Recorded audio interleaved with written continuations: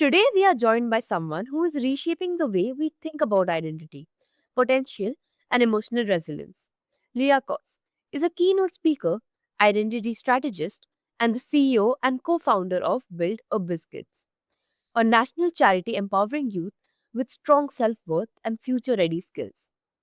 Her work helps people become the version of themselves they aspire to be, intentionally rather than by default. In this conversation, we explore how identity is built, reshaped, and lived with purpose, and how these shifts can transform not only how we show up in the world, but how we feel within it. Welcome to the show, Leah. It's such an honor to have you. Thanks so much for having me. Mhm. So, Leah, when you talk about building identity on purpose, what does that mean beyond the usual ideas of self improvement? So identity isn't too dissimilar from, say, mindset and a lot of conversations that people have around having a certain type of mindset. The thing is, mindset can often be perceived as something you've got to try to have or your conscious thoughts. And that becomes something that then helps you to achieve, whatever life that you're seeking. Whereas identity is more about your operating system. This is about who you are, not just on a conscious level, but on the unconscious level. This is those moments where, when you're sitting in silence with yourself, what's the commentary going through your mind? When you're caught off guard, when maybe somebody cuts you off in traffic or they say something that, you don't really appreciate, what is your initial reaction? What is that default setting? When you wake up in the morning, what are the thoughts that go through your head when you're mindlessly brushing your teeth? Are you feeling optimistic about the day, pessimistic about the day? Are you thinking about all the things that could go right or all the things that could go wrong? So, identity is just a little bit more than just mindset. It's truly your operating system and who you are, how you show up to the world externally, but also that internal commentary that goes on when no one else is listening. Hmm. Yeah, absolutely. And was there a point in your life when you noticed you were living from a default identity? And how did that realization change things for you?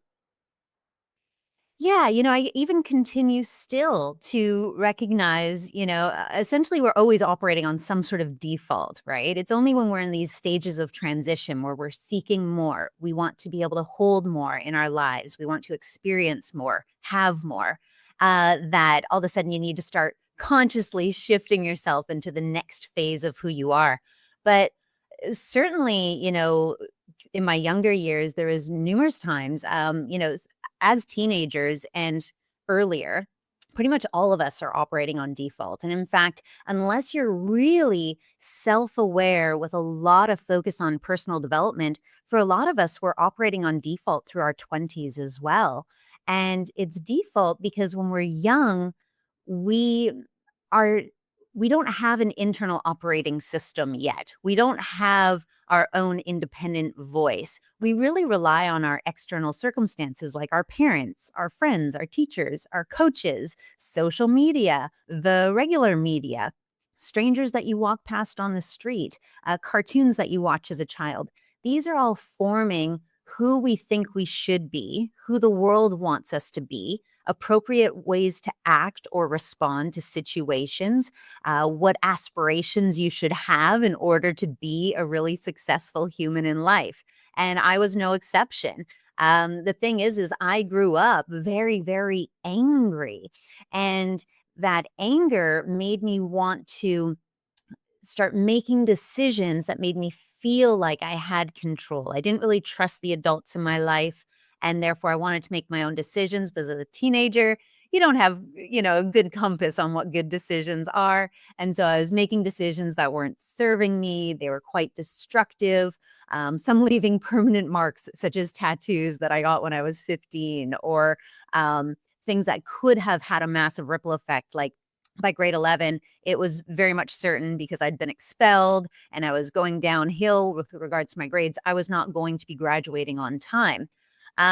There's a moment there where I realized there was a disconnect from who I knew I could be to who I was actually acting as, the life that I was creating around me. And that was probably the most significant one early on in my life, which was around 16 years of age, that I just said, this no more. I was sick and tired of being sick and tired. And so I was able to make quick changes, take extra courses, graduate on time, and then continue on.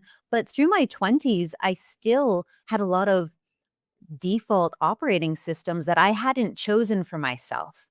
And I think that's what's really important for people to know, is that these default things weren't necessarily something you consciously chose, but they were chosen. They were imprinted on you, and you can choose to change them. That's the empowering thing about it. If we stay dwelling in, well, because of the household I was in, the love I didn't receive, the abuse or trauma that I had, the things that were withheld from me that other people got, those don't really serve you. You kind of just got to look forward and say, okay, that's where things are. What's next, though? And that's really what identity shifting is it's deciding, what is it that you do want.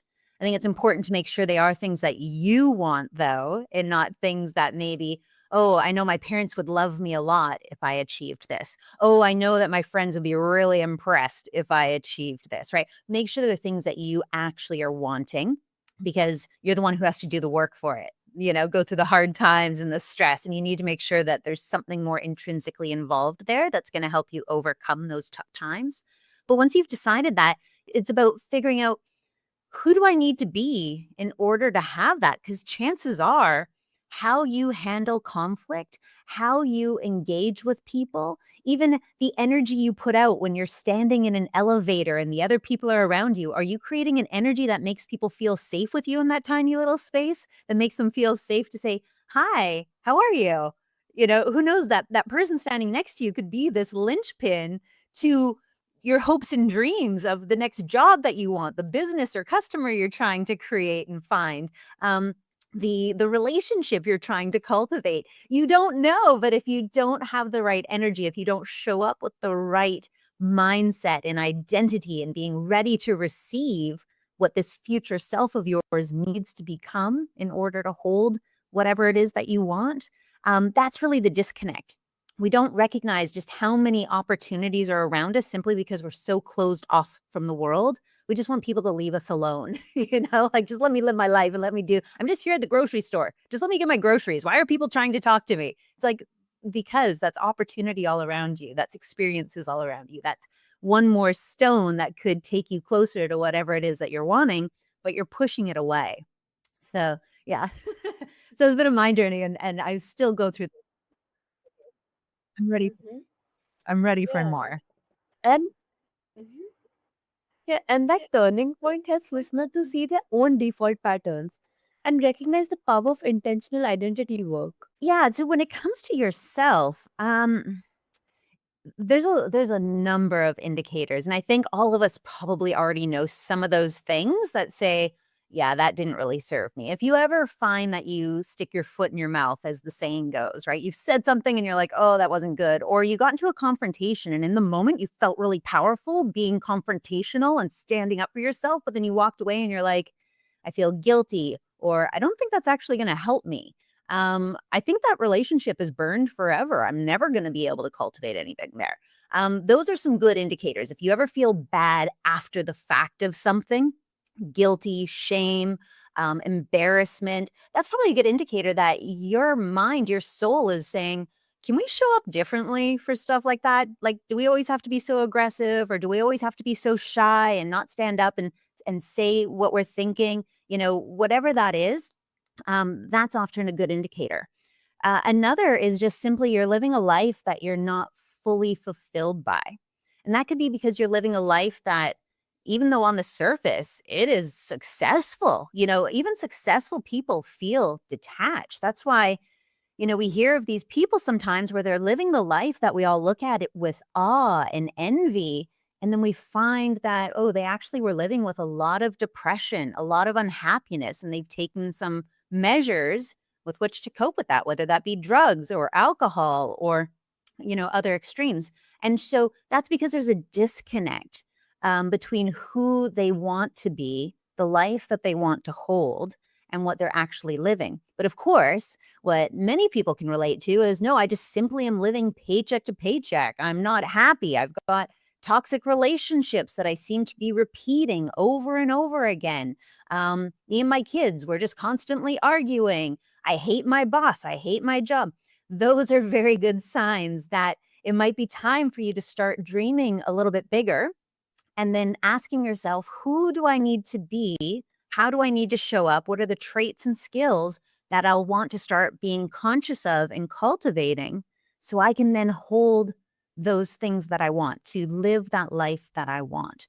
And I'd love to give just two examples that I think we've all heard of, but we haven't really understood why it happens. The first is when it comes to your physicality, your health, your weight, how you look. Sometimes people will just hate the body that they're in.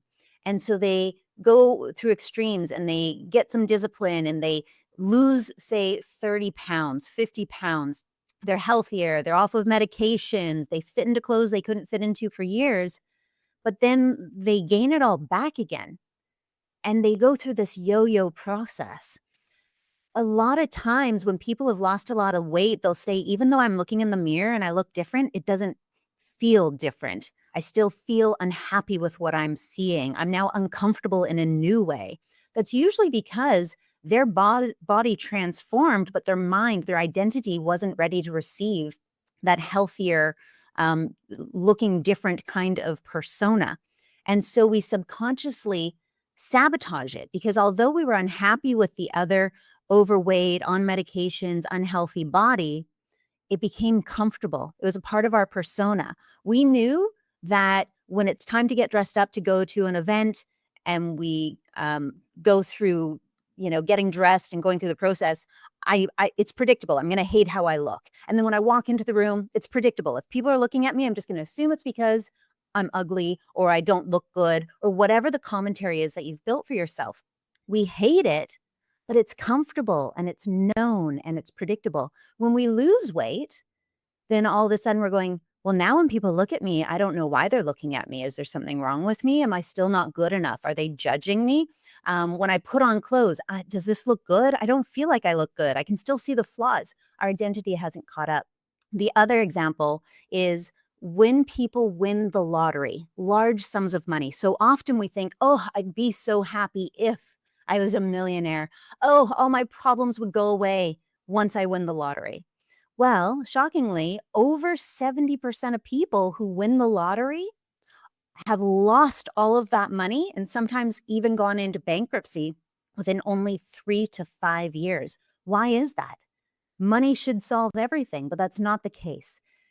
It was predictable and comfortable when I was living paycheck to paycheck and I only had $100 in my bank account and I had to get scrappy and I could just be angry all the time and be a victim to why I'm not making more money or whatever it is that's become comfortable and known. Once you had a lot of money, you couldn't quite hold it because your identity hadn't caught up to it and it needed to make poor spending decisions. It needed to be frivolous with the things that it purchased. It needed to get you back down to that comfort zone, even though you were unhappy there. So that's why identity is so critical, because even when you get everything you thought you wanted, if you're not ready to receive it, you will absolutely sabotage it and push it away. Another example is the toxic relationship syndrome.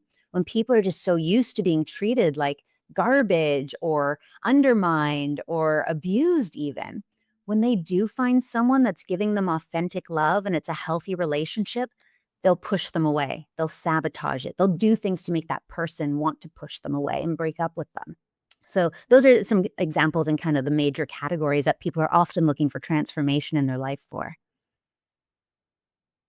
Mm-hmm. Yeah, absolutely.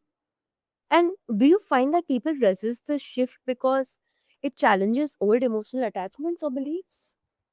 Yes, they reject it for exactly what you just said. There's that internal feeling of, I don't deserve it. I'm not worthy of it, that internal commentary.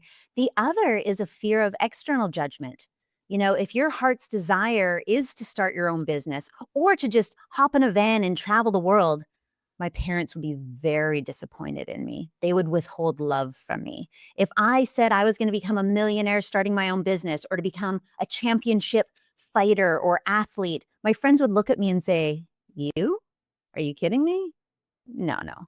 We can't accept you if that's something that you want to be a part of." And so we have this fear of these things that whether they matter to us or not, like maybe your friends groups, they're kind of not even good people. They're kind of losers or they're not doing anything overly incredible with their lives, but somehow their acceptance of you has become so comfortable and something that you seek for validation from, for whatever minimal self-worth you hold with them. You fear them rejecting you. When ultimately, if you were going to be that championship athlete, you would probably have to not talk to them anymore because they'd be distracting or trying to pull you down or wanting to go for beers every weekend.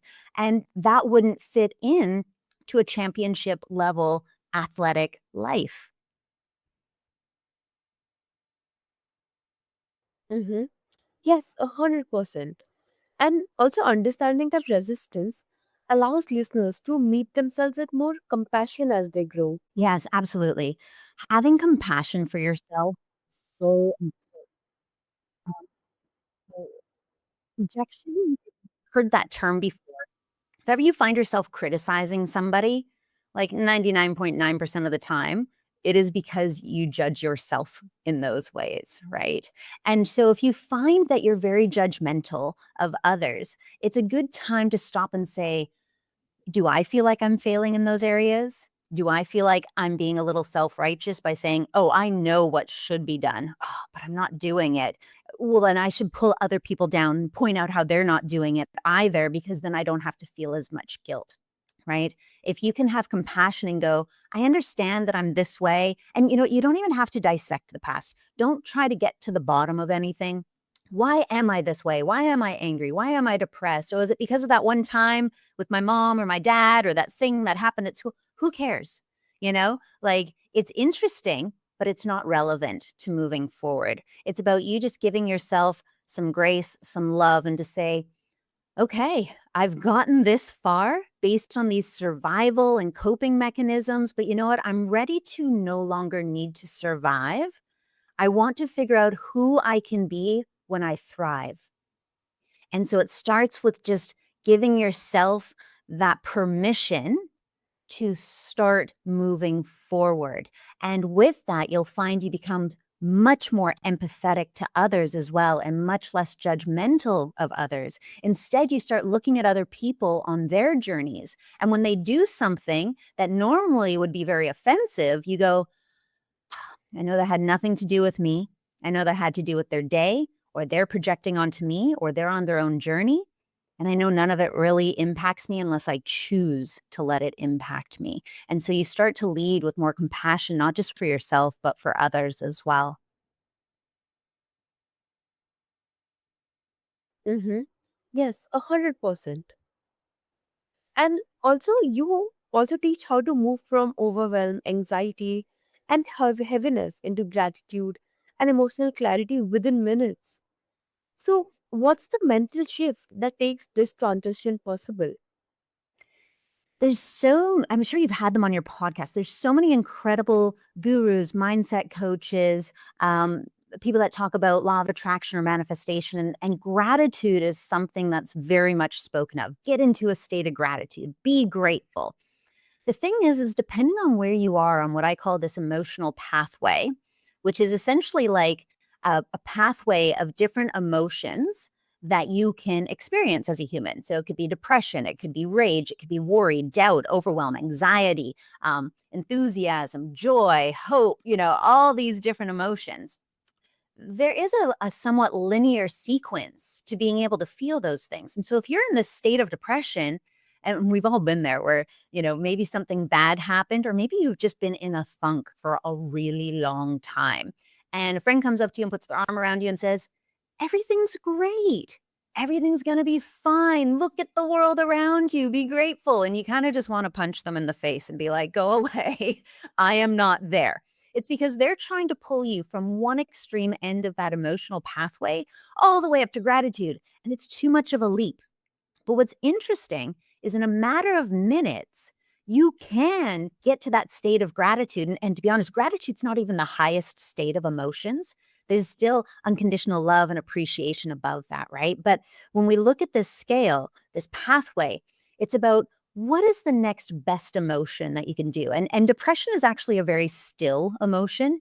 It's this feeling of weight, this feeling of just numbness sometimes, a feeling of defeat, grief, depending on what's occurred. And you want to start getting some emotions moving.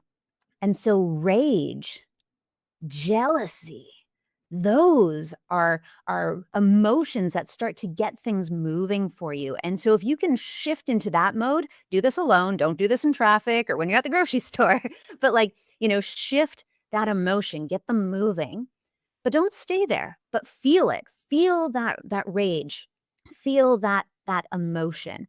And then from there, you can go up to maybe, feeling discouraged, anger, blame, still negative, but feels like a bit of a sense of a relief in a way, especially going from depression to feeling nothingness to feeling that rage to then, oh yeah, I blame everybody. I blame the world. I'm so offended by things. I feel betrayed, whatever it is. And it feels more soothing. And then you can move up from there to being worried or maybe doubt, disappointment, feeling relief, still negative, but feeling relief. And they're moving and they're moving. And then go into overwhelm and anxiousness, maybe some confusion.